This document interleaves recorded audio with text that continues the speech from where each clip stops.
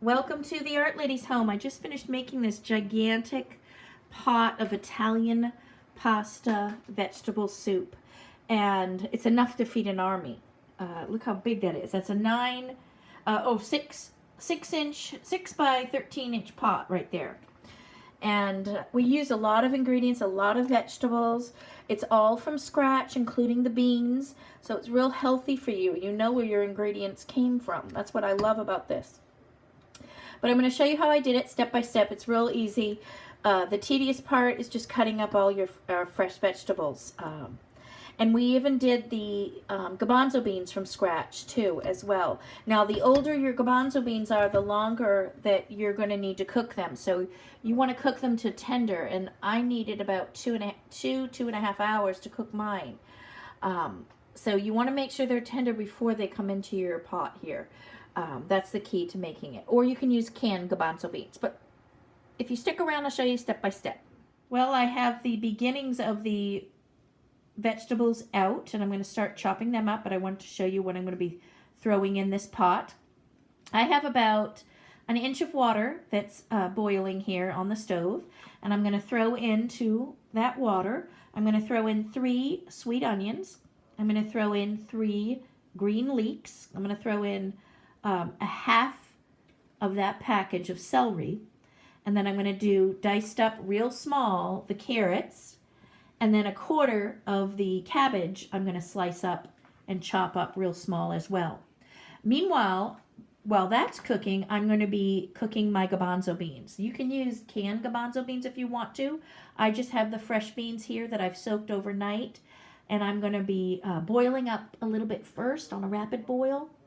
And then I will throw them into the pot and let them finish cooking there. But I did want to get a good head start on those beans cooking just in some boiled water separately first. But I want to show you what I start out with for making my pasta soup. I have a pretty large soup pot. It's 13 inches in diameter, 6 inches high. I don't know exactly how many quarts this holds, but it's just a giant, huge pot. But to that, what I did was I cut up my leeks and I cut up my onions, and I put in a couple cups of water at the bottom, and I'm just simmering this right now. I don't want to get the steam on my camera. There. So I'm simmering it right now, and I also cut up the cabbage and put that in. So basically all my vegetables are going to end up getting cut up and put in here, and I'm just going to cook them really, really well first. But as I'm cooking these vegetables, I'm cutting up my others. I've started cutting up my carrots, and I am using some of these really large carrots from Canada. So what I've decided to do is just use my mandolin, and that way I can cut up a bunch of them beautiful and quick and easy. And I basically just put my settings on, a fine setting here and a fine setting down here where the big blade is. I take the end that has the part where the leaves were, and I just stick it into the protective handle, and then I'm good to go. And I just slice it down here. And this is just a quick way, if you don't have one of these tools, a quick way to cut them up. Otherwise, you can cut up your carrots any way you'd like. We like the little tiny matchsticks like this because they cook faster in the pot of soup. And they're nice and fine. You don't have big chunks. I don't really like a lot of big chunks in my soup. But this gives a nice little small pieces of our carrots. So I'm going to go ahead, finish cutting up the rest of my carrots, and throw them into the pot as well. I've just added 6 cups of water to the vegetables now, and I'm going to adjust the spices. I've just finished adding some spices. I put in a teaspoon of oregano. I did a teaspoon of this dried roasted garlic and dried bell pepper spice blend. If you don't have this, then just put in some fresh garlic. I did a half a teaspoon of ground rosemary. I did a teaspoon of black cracked pepper rub. You can do fresh black pepper there as well. A teaspoon of basil. And I put in a teaspoon of oregano leaves, dried oregano leaves. And then I did a tablespoon of dried parsley. Of course, if you have fresh, any of this herbs, you can put in your fresh as well. Now, what I'm doing is I'm putting in some crushed tomatoes, or this could be canned tomatoes or stewed tomatoes as well. I just happen to have these boxes, and I prefer the boxes better than canned.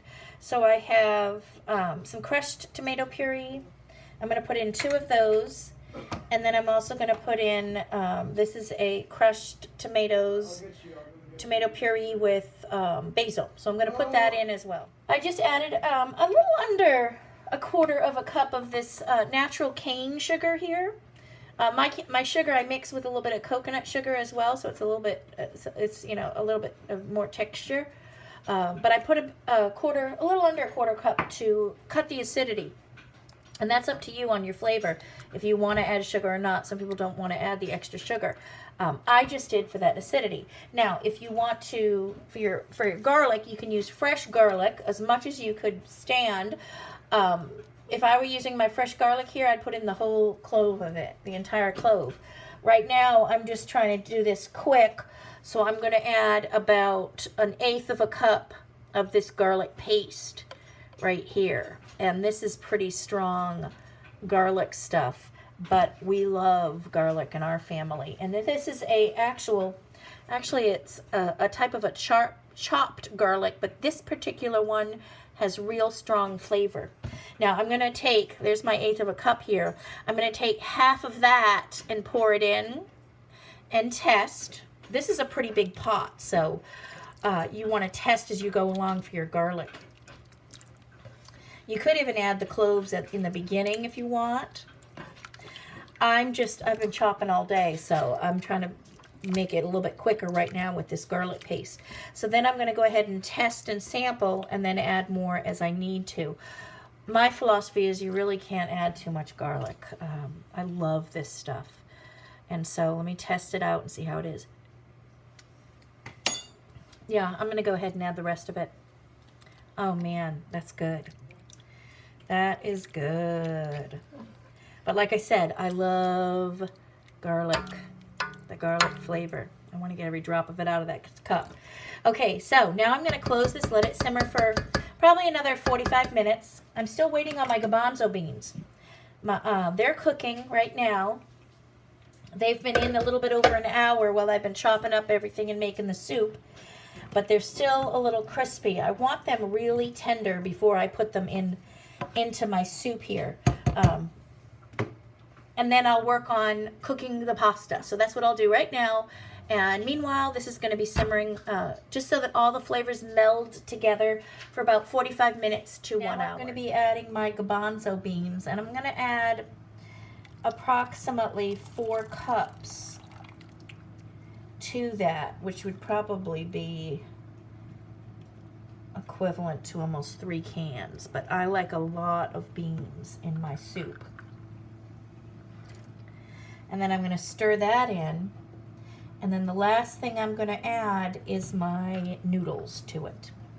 And so I'm going to cover this. And then I'm going to cook my noodles while the garbanzo beans are taking on the flavor of the soup. And I can kind of tell how much by a scoopful. I want it to be a hearty amount of garbanzo beans per scoopful of soup. So when you scoop up, you want to make sure you see quite a bit of garbanzo beans. I think I can add a little bit more. I want a little bit more garbanzo. That's just for me and my family. You can adjust it to how much beans you like. We're using this as our main protein dish, so I'm going to add another scoop of garbanzo beans so that it's pretty hearty with those beans. And I want to say the cook time on this took close to 2 hours for the beans to cook. And meanwhile, I had cleaned up my kitchen from start to finish for the soup. Meanwhile, I had already cleaned up, I was cleaning up the kitchen And by the time I finished doing all my cleanup, my beans were ready. So there we have the beans added. Next step is to cook the noodle and go ahead and add that to it. I just finished cooking these organic red lentil mini fettuccine noodles. And they look like this when they're all done. And I'm going to add that to the pot. It was, for dry, they were 8-ounce pack. It was an 8-ounce package. So I'm going to add that. And I thought this would be fun because it's a little curly, you can see. And this will give some nice color to this as well. And I'm just going to simmer this for a few minutes, taste it, and then if I need to adjust any spices, I can adjust spices, just so that the noodles absorb some of this flavor as well. And basically the soup is done. I'll show you what it looks like when we eat it. And here is the finished soup. Came out delicious. Packed with vegetables. Nice thick. Look at that nice thick stew right there. Delicious. Just all natural. And we're serving it tonight for dinner for a complete meal with some beautiful, incredibly delicious, homemade, really crusty. Listen to that crust as my son's cutting it. Real crunchy, crispy bread. So, hope you enjoy it. Let me know in the comments how your soup came out. I had so much of that soup. That soup just made a huge bowl. This is half of it now reheated on the stove the next day. And what I threw into half of it is 1 entire can of this Mazaman curry paste. And I added also 1 can of coconut milk. And I added the rest of the chickpeas. And so I'm making a chickpea curry out of what's left here. And the noodles are cooking down, and I want this to thicken up nice, and the flavor is just amazing. That Italian soup ended up becoming my base for this curry meal for tonight. So you can use that soup as a base. We also took today for lunch, we took half a pot here. This is just a small pot. Half a pot of the soup starter that we did yesterday, and we used 1 teaspoon of green curry here, and I used a little bit of almond milk, and this made our soup for today. So by just adding some more spices to it, you can change up that Italian flavor to add to make it a little bit spicy with curry. And so have fun trying out some different ways of serving it, and let me know in the comments how you did.